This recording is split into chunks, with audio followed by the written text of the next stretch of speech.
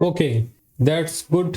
नमस्कार दोस्तों, ये जियोग्राफी का पहला चैप्टर है और हमने जो कोशिश करी है कि हर जगह से जो भी क्वेश्चन हो सकते थे हमने कवर कर लिए। किसी भी एग्जाम में पूछा गया हो, हमने कोशिश करी है कि उससे कवर कर लिया जाए। तो पहले ही चैप्टर से लगभग 110 के आसपास क्वेश्चन हमने निकाले हैं, जो कि आपके सामने यहाँ पर हम कवर करें। तो पहला क्वेश्चन है हमारा, हमारी आकाश गंगा के केंद्र में परिक्रमा करने में सूर्य को समय लगता है। तो पहला प्रश्न है हमारा, हमारी आकाश गंगा के केंद्र की परिक्रमा करने में सूर्य को समय लगता है कितना? तो इसका सही उत्तर होगा 25 करोड़ वर्ष। बिग बैंग सिद्धांत निम्नलिखित के उद्भव की व्याख्या करता है। देखिए, जो बिग बैंग थ्योरी है, बिग बैंग थ्योरी को कई नामों से जाना जाता है, लेकिन जो ब्रह्मांड की उत्पत्ति का सबसे सर्वमान्य सिद्धांत है वो है बिग बैंग थ्योरी। ऐसी बहुत सारी थ्योरी हैं जो इनसे रिलेटेड हैं और ब्रह्मांड की उत्पत्ति की व्याख्या करती हैं, लेकिन बिग बैंग थ्योरी सबसे सर्वमान्य सिद्धांत है। आकाश गंगा मिल्की वे वर्गीकृत की गई है। देखिए, आकाश गंगा जो मिल्की वे है, जिसका आकाश गंगा को इंग्लिश में मिल्की वे बोलते हैं, और ये सर्पिलाकार गैलेक्सी के रूप में वर्गीकृत करी गई है। तारे का रंग सूचक है। देखिए, जो तारे का रंग होता है वो उसके ताप का सूचक होता है। उसमें जैसा ताप होगा, जैसे उसमें हीट होगी, उस तरीके से उसका रंग होता है। महाविस्फोट सिद्धांत संबंधित है। देखिए, जो महाविस्फोट है इसी को बिग बैंग थ्योरी कहते हैं। तो कई नाम से इसको बुलाया जाता है और लोग कंफ्यूज होते हैं। इसलिए बिग बैंग थ्योरी किससे संबंधित है? तो हमने आपको अभी पिछले बताया, ब्रह्मांड की उत्पत्ति से। देखिए, ये सिर्फ रिवीजन क्लास है, इसमें बहुत ज़्यादा एक्सप्लेन नहीं होगा और ज़्यादा से ज़्यादा क्वेश्चन को रिवाइज करने की, प्रैक्टिस करने की कोशिश करी जाएगी। कृष्ण छिद्र, कृष्ण छिद्र को इंग्लिश में ब्लैक होल कहते हैं। तो कृष्ण छिद्र सिद्धांत को प्रतिपादित किसने किया था? तो कृष्ण छिद्र सिद्धांत को प्रतिपादित किया था एस चंद्रशेखर ने। ये याद रहना चाहिए, बहुत इंपॉर्टेंट क्वेश्चन है। अब कथन और कारण आता है। कृष्ण छिद्र सिद्धांत एक ऐसा कृष्ण छिद्र एक ऐसा खगोलीय अस्तित्व है जिसे दूरबीन से देखा नहीं जा सकता। कृष्ण छिद्र पर गुरुत्वीय क्षेत्र इतना प्रबल होता है कि यह प्रकाश को भी बच नहीं निकलने देता। देखिए, अब इसको थोड़ा सा समझने की जरूरत है। इसको दूरबीन से देखा क्यों नहीं जा सकता? क्योंकि इसके पास से प्रकाश गुजर नहीं सकता है। सबसे बड़ी बात, गुजर इसलिए नहीं सकता क्योंकि इसकी डेंसिटी इतनी ज्यादा है कि वो प्रकाश को भी खींच लेता है। तो जब प्रकाश को खींच ही लेगा तो दूरबीन से हम देखेंगे ही क्या? सोचने वाली बात। तो ये तो पॉइंट सही है। इसका कारण क्या है? ब्लैक होल पर गुरुत्वीय क्षेत्र इतना प्रबल होता है कि प्रकाश को भी बच निकलने नहीं देता है। वही बात जो आपको बताई है। तो कथन और कारण दोनों सही है, तथा ए तथा आर दोनों सही हैं। आर ए की सही व्याख्या है। अगला प्रश्न आता है, श्याम विवर क्या होता है? देखिए, हर ये नाम ऐसे ऐसे बदल बदल के पूछे जाते हैं जिससे आदमी कंफ्यूज हो जाए। श्याम विवर ऐसा कुछ नहीं है, इसमें इसको ब्लैक होल कहते हैं। अब ब्लैक होल होता क्या है? देखिए, ब्लैक होल क्या होता है? ब्लैक होल एक तारा होता है जिसकी सारी ऊर्जा खत्म हो गई होती, सब कुछ जल गया होता है। जल के बिल्कुल जब उस कुछ नहीं बचता उसमें, तो उसकी डेंसिटी इतनी ज़्यादा हो जाती है, तो उसमें ग्रेविटी बहुत ज़्यादा आ जाती है। इसी को सिमट गया तारा कहते हैं। ब्लैक होल अंतरिक्ष में एक पिंड है जो किसी भी प्रकार के विकिरण को बाहर नहीं आने देता है। इस गुण का कारण है इसका बहुत उच्च घनत्व। मैंने आपको बताया कि ग्रेविटी इसके घनत्व के कारण है। बहुत अल्प घनत्व, ये क्वेश्चन का आंसर बिल्कुल गलत है। बहुत बड़ा आकार, बहुत छोटा आकार, सबसे बेस्ट आंसर यही है। सुपरनोवा, सुपरनोवा क्या है? सुपरनोवा एक तारा है। सुपरनोवा एक तारा है जो अपने अंतिम समय में बहुत तेजी से जलता है और सुपरनोवा ही बाद में ब्लैक होल बन जाता है। तो सुपरनोवा क्या है? एक ब्लैक होल है। सीधी सी इसका सीधा जवाब है। हमारे अंतरिक्ष में कितने तारामंडल हैं? तो देखिए, हमारे अंतरिक्ष में कितने तारामंडल हैं? तो इसका सही उत्तर होगा 89। हमारे अंतरिक्ष में 89 तारामंडल है। हब्बल अंतरिक्ष टेलीस्कोप, इसको देखिए, हब्बल अंतरिक्ष टेलीस्कोप बहुत उम्दा टेलीस्कोप है, इसका यूज आज भी किया जा रहा है। पहली बार एक दूरस्थ तारे की सतह की छाया भेजी, इस तारे का नाम क्या था? इस तारे का नाम था बीटलेग्यूस। अब देखिए इसको स्टेटमेंट वाले क्वेश्चन है ये। पृथ्वी और सूर्य के बीचों बीच स्थिति अंतरिक्ष यान में बैठे व्यक्ति को क्या दिखाई देगा, इससे पूछा गया। तो जो अंतरिक्ष में है उसको क्या दिखाई देगा? उसको दिखाई देगा कि अंतरिक्ष काला है, ना कि नीला। नीला तो इसलिए हो जाता है कि सूरज की रोशनी वायुमंडल में प्रकीर्ण हो जाता है, उसका वो फैल जाती है, इस वजह से वो नीला दिखाई देता है। तो ये बिल्कुल सही है कि उसको आकाश काला दिखाई देगा। दूसरी बात है कि तारे टिमटिमाते नहीं, वो स्थिर रहते हैं। ये क्योंकि जो बादल, हम लोग जब तारे को देखते हैं तो बीच में बादल आता है, उससे रोशनी वाइब्रेट होती है, या आप कह सकते हैं कि डिस्टरबेंस होता है, इस वजह से उसमें टिमटिमाना ऐसा प्रतीत होता है, लेकिन तारे टिमटिमाते नहीं। अंतरिक्ष यान के बाहर का ताप पृथ्वी के ताप से कहीं अधिक है, ये भी बिल्कुल सही है। और इसका ताप, अंतरिक्ष के बाहर का जो ताप है वो सचमुच बहुत ज़्यादा है, लेकिन इतना डेंस नहीं है, इसलिए इतना मालूम नहीं पड़ता है। तो सभी आंसर इसके सही है। तो 1, 2, 3 आंसर डी इसका राइट आंसर हो। प्रकाश वर्ष इकाई है। प्रकाश वर्ष किसकी इकाई है? देखिए प्रकाश वर्ष दूरी की इकाई है, और दूरी में खगोलीय दूरी की इकाई है। खगोलीय दूरी की इकाई है, इस बात को हमेशा याद रखिए। प्रकाश की चाल 3 लाख किलोमीटर होती है, कितना? पर सेकंड। अब प्रकाश वर्ष क्या होता है? 3 लाख पर सेकंड के हिसाब से चली गई दूरी, 1 साल में चली गई दूरी को हम प्रकाश वर्ष कहते हैं। सोच लीजिए कितनी अद्भुत यूनिट है। तो इसी से हम तारों को देखते हैं, कैलकुलेट करते हैं। एक निश्चित आकृति में व्यवस्थित ताराओं का समूह क्या कहलाता है? इसे नक्षत्र मंडल कहते हैं। तारों के मध्य दूरी ज्ञात करने की क्या इकाई है? तारों के मध्य दूरी ज्ञात करने की इकाई है प्रकाश वर्ष। हमारे जो सबसे नजदीकी तारा है उसको शायद वहां तक की दूरी लगभग पहुंचने में अगर प्रकाश को 4.5 साल लग सकते हैं। सोचिए कितनी अद्भुत है। जिस तारा मंडल के तारे ध्रुव तारे की ओर संकेत करते हैं वह है, तो जो तारा मंडल ध्रुव तारे की ओर संकेत करते हैं उसे हम सप्तऋषि कहते हैं। निम्नलिखित में से कौन सा सौर मंडल का भाग नहीं है? आप इससे अपनी तैयारी का मूल्यांकन कर सकते हैं। प्रश्न आपके सामने है, आप देखिए कि आपको इसमें कितने प्रश्न आ रहे हैं, कोई गलत हो रहा है तो क्यों हो रहा है, इस तरीके से आप इसका मूल्यांकन कर सकते हैं। हमने प्रयास ये किया है कि इसमें सभी टाइप के क्वेश्चन डाल दिए जाएं, खासकर पीसीएस से लेके और सभी एग्जाम भी इसमें कवर कर लिए गए हैं। आईएएस पीसीएस के भी क्वेश्चन इसमें डाल दिए गए। निम्नलिखित में से कौन सा सौर मंडल का भाग नहीं है? तो देखिए धूमकेतु, निहारिका ग्रह, क्षुद्र ग्रह, ये सब हमारे सौर मंडल का भाग है। निहारिका हमारे सौर मंडल का भाग नहीं है। सौर मंडल के भाग में बीच में सूर्य है, उसके आसपास जो ग्रह है उससे सौर मंडल बनता है। तो इस बात को हमेशा ध्यान में रखिएगा। किसने सर्वप्रथम यह स्थापित किया कि सभी ग्रह सूर्य की परिक्रमा करते हैं?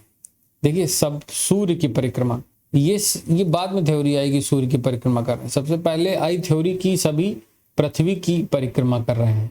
तो टालमी ने बताया कि सभी पृथ्वी की परिक्रमा कर रहे हैं, उन्होंने ऑब्जर्व किया, ये बहुत बड़ी बात है उस समय।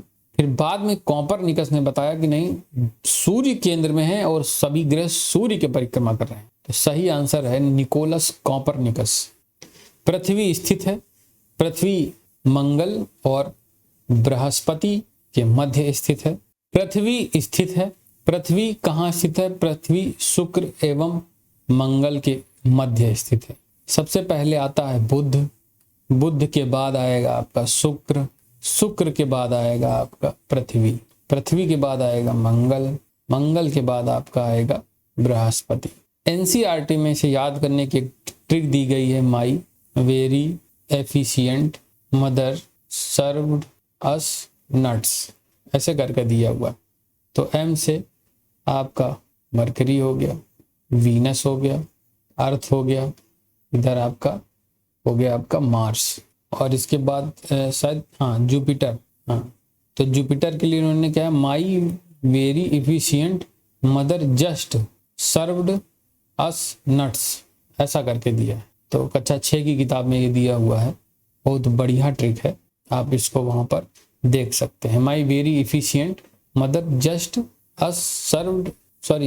सर्व्ड अस नट्स, ऐसा करके कुछ दिया है, तो इसको आप मैच कर लीजिएगा। कभी भूल जाइए तो ये फार्मूला आपको कभी भूलने नहीं देगा। ग्रहों के बारे में निम्न में से क्या सत्य है? ग्रहों के बारे में क्या सत्य है? ये प्रकाशहीन होते हैं, ये बात तो सही है कि प्रकाशहीन होते हैं लेकिन चमकते हैं, ये स्टेटमेंट हमको सही लग रहा है, तो हम इसको भी होल्ड पे रखेंगे और सारे पढ़ेंगे। क्योंकि कभी भी ये गलती मत कीजिएगा कि पहला सही लग रहा है तो आप चारों पढ़ना, आपको चारों हैं। ये अप्रकाशवान होते हुए भी चमकते हैं, ये भी हमको सही लग रहा है। ये प्रकाशवान होते हैं किंतु चमकते नहीं हैं, तो प्रकाशवान होते हैं, ये तो ऑप्शन ही गलत है, क्योंकि प्रकाशवान होते नहीं, ग्रहों के पास अपना कोई प्रकाश नहीं होता। ये प्रकाशवान भी हैं और चमकते भी हैं, ये बिल्कुल ही गलत है। अब इसमें इन दोनों में एक ही फर्क है, इसमें चमकते हैं कि नहीं चमकते, तो चमकते तो हैं क्योंकि चंद्रमा है, चंद्रमा के पास अपना प्रकाश नहीं है, सूर्य से वो रोशनी लेके चमकता है, तो चमकते तो हैं, तो ये भी आपका एलिमिनेट हो गया है। तो answer B is the right answer. बहुत बारीक अंतर से, शब्दों के हेरफेर से ये फंसाने की कोशिश करते हैं प्रश्न आपको, इसलिए इसका ध्यान रखिए। अब देखिए इस सूची को मिलाते हैं। सौर मंडल का सबसे छोटा ग्रह, सौर मंडल का सबसे छोटा ग्रह जो है वो बुध है। सौर मंडल का सबसे बड़ा ग्रह कौन है? वो है बृहस्पति। सौर मंडल में सूर्य दूसरे स्थान पर, शुक्र आता है, तो एक तरीके से इसका पहला हो गया, इसका तीसरा हो गया, इसका दूसरा हो। सूर्य से सबसे निकटतम ग्रह कौन सा है? देखिए यहाँ पर एक मिस्टेक है, क्योंकि सूर्य से सबसे निकटतम ग्रह आपका बुध होगा, ध्यान दीजिएगा, और छोटा ग्रह होगा प्लूटो। लेकिन ये प्रश्न है पुराने समय का, 2006 में प्लूटो को ग्रह की श्रेणी से बाहर कर दिया गया, तो इस बात को आप समझ लीजिएगा। इसके हिसाब से जो आपका आंसर बन रहा है, सबसे छोटा ग्रह है वो 4 से शुरू होगा, तो ए का 4 और बी का 3 होना चाहिए, और सी का 2, डी का 1, बल्कि डी आंसर इसका सही आंसर है। लेकिन इस बात को आप ध्यान दीजिएगा, इस बार कंफ्यूज मत होइएगा इसको लेकर, क्योंकि ये पुराना क्वेश्चन है, जहां तक 2006 के पहले का क्वेश्चन होगा ये, इसलिए इसमें इस तरह का ऑप्शन दिया गया। अभी फिलहाल सबसे छोटा ग्रह अगर हम बात करें तो वो बुध ही है।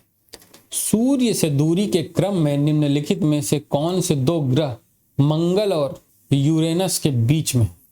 अब बताइए, मंगल और यूरेनस, तो मंगल के बाद क्या आता है? मंगल के बाद आता है, देखिए आपका आता है बृहस्पति, बृहस्पति आता है। बृहस्पति के बाद क्या आता है? शनि आता है। शनि के बाद क्या आता है? अरुण आता है। अरुण के बाद क्या आता है? वरुण आता है।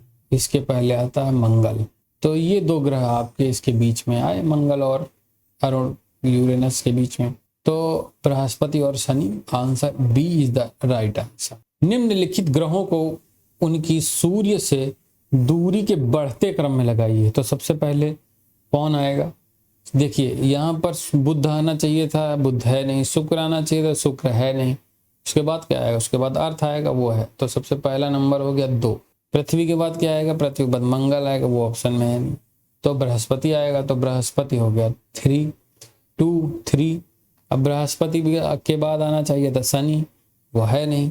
शनि के बाद आना चाहिए था अरुण, तो वो है यूरेनस है। तो 2, 3, 4 और प्लूटो सबसे लास्ट में, हालांकि ग्रह की श्रेणी से बाहर कर दिया गया है, तो उस समय रहा होगा जिस समय का ये प्रश्न है। तो 2, 3, 4, 1 इसका सही आंसर होगा। Option A is the right answer. सूर्य तथा पृथ्वी के मध्य ग्रह है। सूर्य तथा पृथ्वी के मध्य देखिए 2 ग्रह आते हैं, एक है बुध, एक आता है शुक्र। सूर्य के निकटतम ग्रह है, देखिए सूर्य के निकटतम ग्रह सबसे तो बुध ही है, एकदम सबसे पहला जो ग्रह है। निम्नलिखित युग्मों से कौन सा सुमेलित नहीं है? सबसे बड़ा ग्रह है बृहस्पति, बिल्कुल है। सौर मंडल का सबसे छोटा ग्रह कौन सा है? बुध है, सही है। सौर मंडल का सर्वाधिक चमकीला ग्रह शुक्र है, बिल्कुल सही है, काफी क्लाउडेड है। सौर मंडल का मंदतम गति वाला ग्रह कौन सा है? ये मंगल, ये गलत आए हैं। देखिए जो सबसे मंदतम गति से चलने वाला ग्रह जो है वो शुक्र है, ये बहुत धीरे चलता है। निम्नलिखित को आकार के अनुसार घटते क्रम में लगाइए। आकार सबसे बड़ा तो बृहस्पति का है, तो देखिए इस तरह से एलिमिनेट कर लेंगे कि ये तो हमारे ऑप्शन से ही हट गया, तो वो सॉरी ये हमारे ऑप्शन में रहेगा, ये ऑप्शन से हट गया, तो या तो ये होगा या तो ये होगा। तो सबसे नंबर 1 पे है बृहस्पति। इन दोनों के ऑप्शन बराबर हैं। बृहस्पति के बाद शनि, ये हो गया पहले नंबर पे, ये हो गया आपका दूसरे नंबर पे। अब आगे 3 या 2 यहीं से आपका क्वेश्चन चेंज होना। तो देखिए बृहस्पति सबसे बड़ा है, इसके बाद शनि, और शनि के बाद वरुण आएगा, क्योंकि वरुण बड़ा है, पृथ्वी छोटी है। तो इसका सही आंसर होगा जो आपका 1, 1 के बाद 4, 4 के बाद 2, 2 के बाद 3। Option C is the right answer.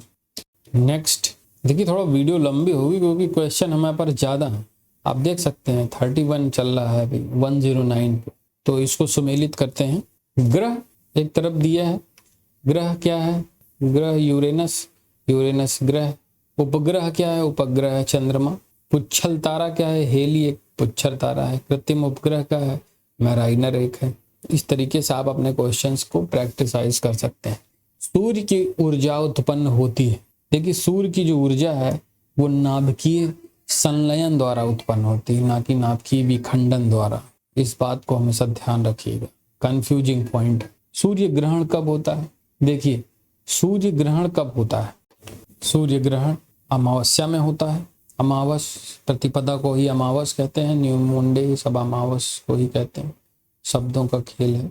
अमावस्या को सूर्य है, ये पृथ्वी है, इसके बीच में आ गया चंद्रमा, यही हो गया सूर्य ग्रहण। ये अमावस्या में होता है।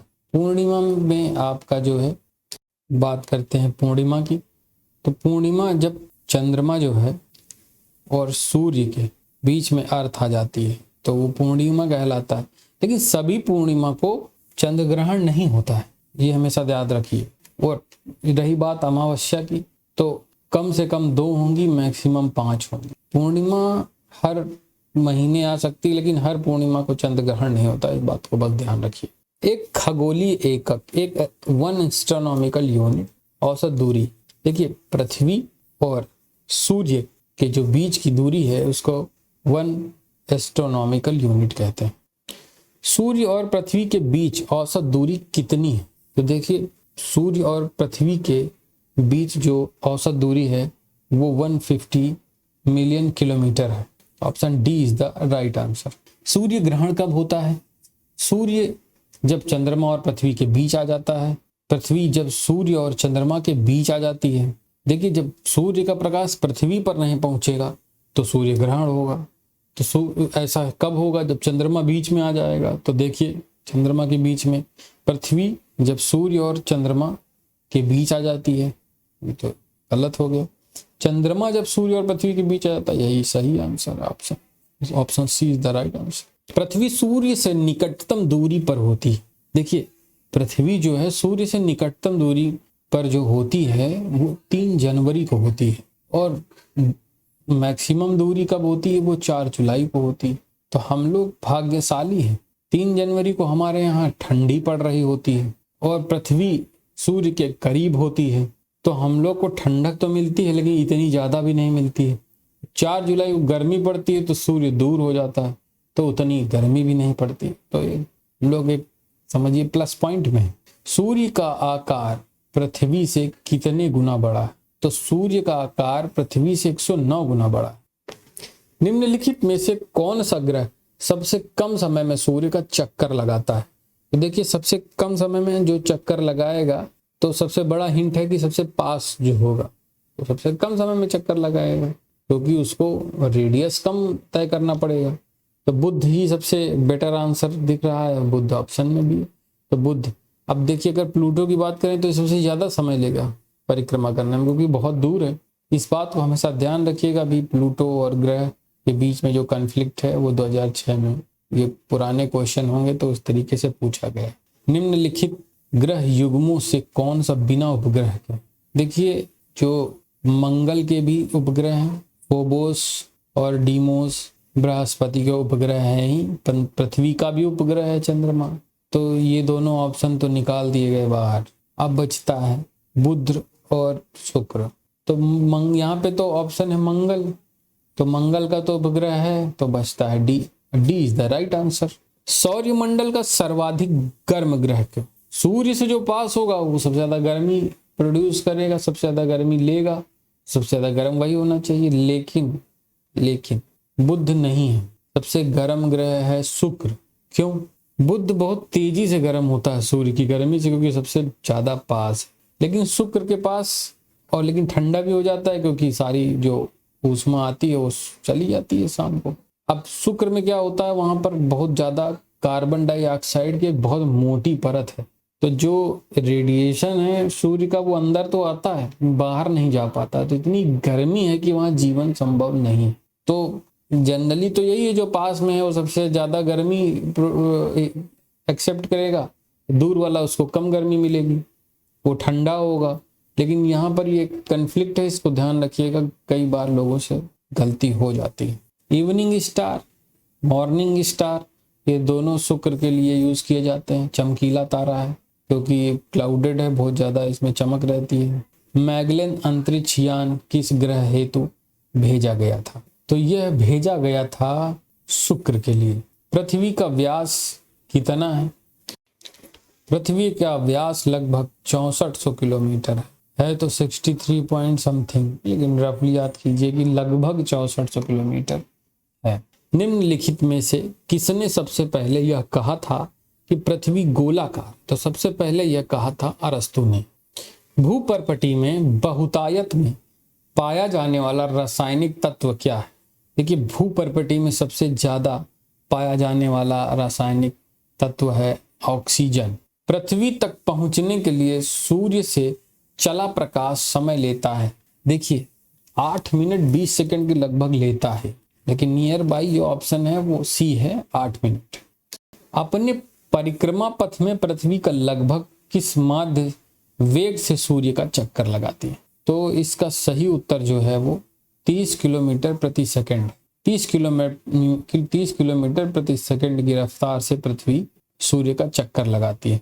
निम्नलिखित में से कौन सा ग्रह पृथ्वी से निकटतम है? तो देखिए, पृथ्वी से दो ही लोग निकटतम हो सकते हैं, एक इधर शुक्र हो सकता है, एक इधर मंगल हो सकता है।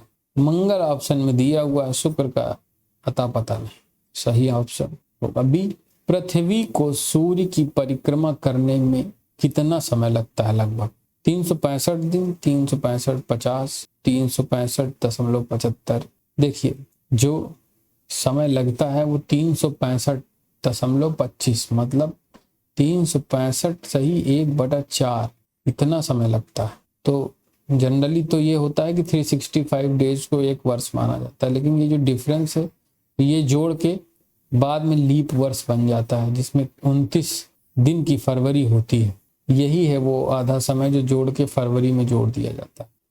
दिन रात जिस कारण होते हैं, तो देखिए दिन रात किसके कारण हो सकते हैं? पृथ्वी जो अपने अक्ष पे घूम रही है उसकी वजह से होंगे, या सूर्य के चारों तरफ घूम रही है उसकी वजह से होंगे?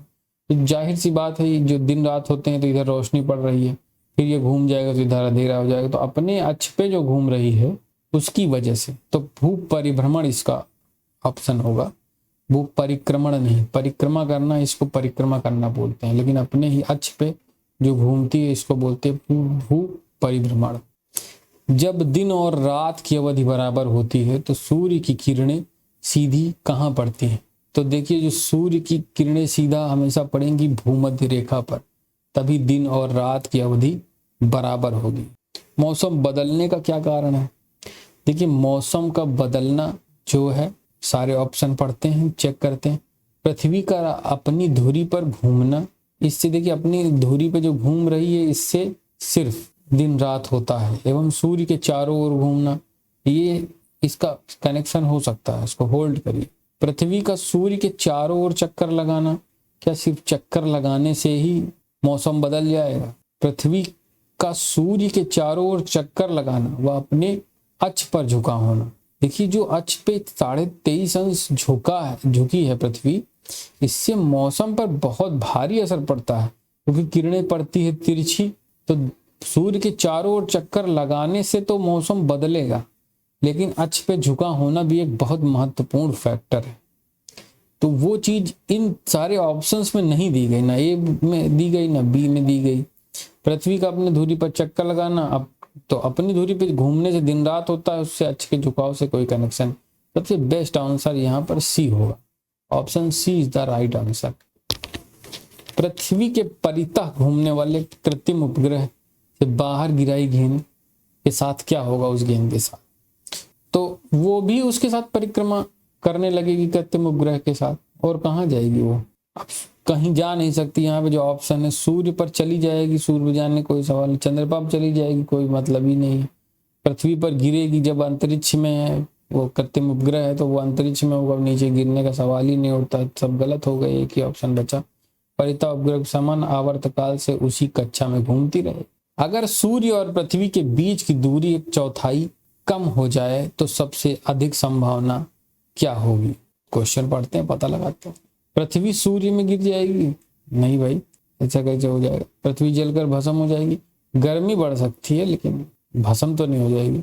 हमारे वर्ष की अवधि कम हो जाएगी, क्यों, क्योंकि जब दूरी कम हो जाएगी तो वो एक चक्कर कम समय में पूरा कर लेगी, तो हमारे वर्ष की अवधि भी कम हो जाएगी। भी 365 दिन क्यों लगेंगे, फिर तो वो जल्दी पूरा कर लेगी। विश्व पृथ्वी दिवस कब मनाया जाता है, तो विश्व पृथ्वी दिवस मनाया जाता है 22 अप्रैल को। ये याद कर लीजिए, सैकड़ों एग्जाम में पूछा जाता है, आता है तो कोई बात ही नहीं। एक ग्रह के दिन का मान और उसके अक्ष का झुकाव लगभग पृथ्वी के दिन मान और झुकाव के समतुल्य है। बहुत बढ़िया क्वेश्चन। सूर्य के गिर्द एक परिक्रमा के लिए निम्नलिखित में से कौन सा एक ग्रह अधिकतम समय लेती है। सूर्य के गिर्द एक परिक्रमा करने के लिए जो जितना दूर होगा वो इतना ज्यादा समय लेगा, सबसे ज्यादा समय लेगा। पृथ्वी पास है, मंगल भी पास है, बृहस्पति भी पास है, शुक्र भी पास है। अब सबसे दूर कौन, सबसे दूर है बृहस्पति। इन सब में सबसे दूर है बृहस्पति। तो एक परिक्रमा करने के लिए कौन सा ग्रह अधिकतम समय लेगा, बृहस्पति लेगा। बृहस्पति लेगा मतलब बृहस्पति ग्रह के चंद्रमाओं की खोज किसने की थी। बहुत पावरफुल और बहुत पॉपुलर नेम है गैलीलियो। बृहस्पति का वलय होता है, बृहस्पति का जो वलय है वो सिलिकेटों का बना हुआ है, बहुत सारी गैस है। सौर मंडल में सबसे बड़ा ग्रह कौन सा, सौर मंडल में सबसे बड़ा ग्रह बृहस्पति है। निम्नलिखित में से कौन से ग्रह के सर्वाधिक प्राकृतिक उपग्रह अथवा चंद्रमा, देखिए शनि के सबसे ज्यादा हैं, इस बात को याद रखिएगा, और बृहस्पति के भी है। ये पुराना डेटा है जो किताबों में छपा हुआ, उसमें शनि के सबसे ज्यादा चंद्रमा है, सबसे ज्यादा उपग्रह है। बृहस्पति के सेकंड नंबर पे है। लेकिन आजकल का जो नया डेटा आ रहा है उसमें बताया ये जा रहा है कि बृहस्पति के भी बहुत सारे चंद्रमाओं की खोज की ले गई, बृहस्पति नंबर 1 पे आ गया है। तो ये डेटा अपडेट होता रहता है, इसके जो उपग्रह हैं वो डेली के डेली खोजे जाते रहते हैं एजेंसियों द्वारा। तो अभी जो बुक्स में लिखा है वो फिलहाल शनि के सबसे ज्यादा है, तो आप इसी को मान के चलिए, क्योंकि ऐसे जो पुराना डेटा है वही पूछा जाएगा, या अगर उसमें कोई कन्फ्लिक्ट होगा तो वो प्रश्न आपसे नहीं पूछा जाएगा। आप नेट पे सर्च करके देख सकते हैं। सबसे भारी ग्रह कौन सा, सबसे बड़ा होगा वो सबसे भारी होगा, बृहस्पति सबसे भारी ग्रह है। किस ग्रह के चारों ओर वलय है, किस ग्रह के चारों ओर वलय है, तो देखिए शनि के चारों ओर वलय है। देखिए एक बात याद रखिए कि जैसे आपका आ गया बृहस्पति, शनि, अरुण, वरुण, इनमें गैसी क्लाउडेड ज्यादा है, मतलब क्लाउडेड है, ठोस कम है, में क्लाउड ज्यादा है। इस बात का हमेशा ध्यान रखिएगा, इसीलिए बड़े भी। शनि ग्रह, अब शनि देखिए ठंडा तो होगा क्योंकि दूर है, नेपच्यून से गर्म है, किससे गर्म है, किससे ठंडा है। अब देखिए प्लूटो तो सबसे दूर है, तो प्लूटो सबसे ज्यादा ठंडा होगा, तो ये ऑप्शन तो गलत है, निकल गया।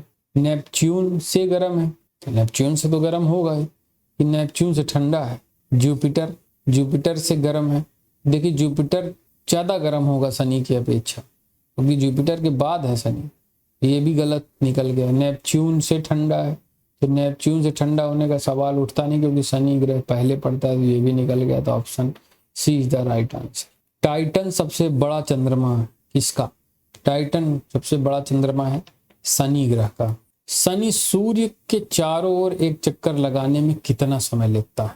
हमें लगता है कि आगे के जो क्वेश्चन है, देखिए हम 68 क्वेश्चन जल्दी जल्दी निपटा लिए, हमको 109 तक जाना है, ये हम नेक्स्ट वीडियो में कवर करेंगे, नहीं वीडियो बहुत लंबी हो जाए। तो हम यहीं पर होल्ड करते हैं क्वेश्चन को, अगली वीडियो में बाकी के क्वेश्चन सॉल्व करते हैं।